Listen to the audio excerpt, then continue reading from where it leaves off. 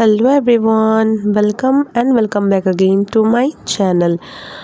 तो हाज़िर हूँ आप सभी के सामने ये सारा कबाड़ लेके। तो आप यही सोच रहे होंगे इतने सारे बॉक्सेस लेके ये क्या ही दिखा रही हैं। तो हाँ, फेस्टिवल के दौरान कुछ ज़्यादा ही कार्डबोर्ड जमा हो गए मेरे पास कुरियर पार्सल के हिसाब से। तो दिवाली भी आ रही है, उसमें कुछ सजावट के लिए भी चाहिए। तो मैंने सोचा इन्हीं को यूज़ किया जाए, इनको क्यों फेंकना, वाई वेस्ट, है ना। तो उठा लिया और इनके अंजर पंजर सारे खोल दिए और एक फ्लैट सरफेस मिल गया। तो मैंने उस पर शुरू कर दिया रंगोली की डिज़ाइनिंग। तो जी हाँ, सही सुना आपने, रंगोली। तो मैं यहाँ पे पोर्टेबल रंगोली बना रही हूँ, जिसको उठा के आप कहीं पे भी प्लेस कर सकते हो, कैसे भी प्लेस करते हो। उसके लिए आपको यहाँ पे वही सेम प्रोसेस फॉलो करना है। मतलब कोई भी कार्डबोर्ड या ऐसे वो उठा लेना है, रैंडमली एक शेप ड्रॉ कर लेना है। मैंने इस तरह से इसके शेप्स कट कर लिए हैं। अब बारी है इनकी सजावट की, क्योंकि रंगोली तो होती कलरफुल है।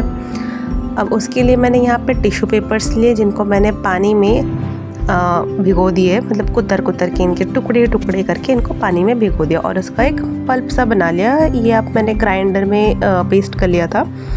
आप हाथों से भी ऐसे कर सकते हो। ऑनेस्टली ये पेस्ट तो नहीं हुआ, मतलब एक टेक्सचर में आ गया, जिससे हमारी रंगोली को टेक्सचर मिलेगा। अब मैंने इसको जो प्लास्टिक ग्लासेस होते हैं इसमें रख के इसमें मैं कलर्स ऐड करूँगी।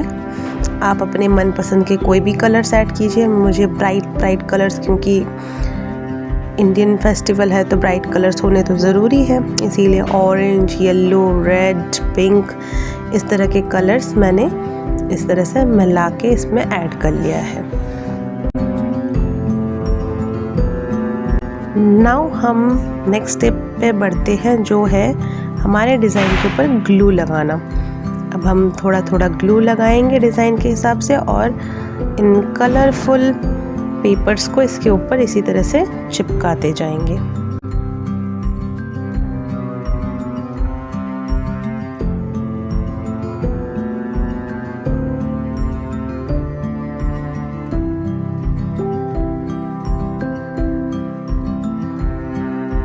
तो इस तरह से ये हमारा बन गया है और सेम दूसरा पीस भी मैंने सेम बना लिया है। तो इन दोनों पीसेस को आप ऐसे जॉइन करके एक रंगोली के हिसाब से भी यूज़ कर सकते हैं, या दो अलग अलग करके दो अलग अलग रंगोली भी यूज़ कर सकते हैं, ये आपकी मर्ज़ी। तो इतने कार्डबोर्ड की यूज़ करने के बाद भी मेरे पास बहुत सारे कार्डबोर्ड बचे हुए थे। तो इससे मैं दूसरे DIY पे जा रही हूँ, जिसके लिए भी मैंने सेम प्रोसेस में इसके अंजर पंजर खोल लिया। और मेरी गुड़िया रानी आ गई मेरे पास मुझे डिस्टर्ब करने, एंड मैं उसको फिर थोड़ा सा डिस्ट्रैक्ट करके अपने काम में लग चुकी हूँ। तो यहाँ पे अपनी वो लोटस वाला डिज़ाइन तो देखा होगा मीशो वगैरह पे, अमेज़ॉन पे बहुत ज़्यादा डेकोर वो वाला चलता है। तो इसी तरह से मैंने सारे लोटस के शेप्स कट कर लिए हैं और ब्राइट पिंक कलर इस पे कर दिया है। तो यहाँ पे मेरे सारे फ्लावर्स कलर होके रेडी है। अब बारी है इन पे बॉर्डर करने के लिए।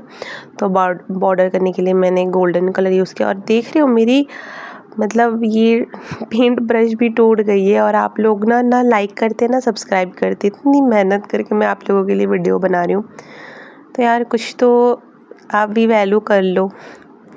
तो मैंने यहाँ पे गोल्डन कलर को उसके ऑयल बेस के साथ मिक्स करके, एक्चुअली मैंने यहाँ पे जो एनिमल पेंट होता है गोल्डन कलर का वो यूज़ किया है। आप चाहे तो एक्रेलिक कलर भी यूज़ कर सकते हैं अगर आपके पास हो तो, बट मेरे पास नहीं था तो जो अवेलेबल था मैंने उसी को यूज़ किया है, क्योंकि बेसिकली कबाड़ से जुगाड़ है। तो जो भी घर पे अवेलेबल था मैंने उससे कलर कर लिया और इनके सारे बॉर्डर्स रेडी है। अब बारी है इनको सजाने की। तो उसके लिए मेरे पास, sorry, ignore the background because बहुत पटाखे फूट रहे हैं। तो अब बारी है इनको सजाने की। मोतियाँ मैंने ले लिया जो मेरे पास अवेलेबल थी, और इस तरह से बना लिया। और कुछ और डेकोरेशन की ज़रूरत थी, जो मेरे पास पुराना एक परांदा पड़ा हुआ था, जिसको मैंने ऑलरेडी एक बार यूज़ कर रखा था। इसका एक निकाल के, तो मैं डोरी वगैरह निकालने की कोशिश कर रही थी, जो निकला नहीं। तो फिर बाद में मैंने सोचा इसके जो मिरर वगैरह है इन्हीं को यूज़ कर लिया जाए। तो मैंने काट कूट के पीट के सबका अलग अलग खोल के रख लिया और देख रही हूँ कौन सा इसके साथ मैच होता है, और उस हिसाब से मैं इसको सेट करने में लग गई और ये वाला सही है। अब इन सभी को रख के मैंने एक आइडिया कर लिया। अब नाउ इन सभी को अटैच करने की बारी है, और देखिए इस तरह से मैंने सबको अटैच कर लिया और मैंने इनको सजा भी दिया। तो आप लोगों को कैसा लगा आप प्लीज़ कमेंट में ज़रूर बताएं। Thank you, bye.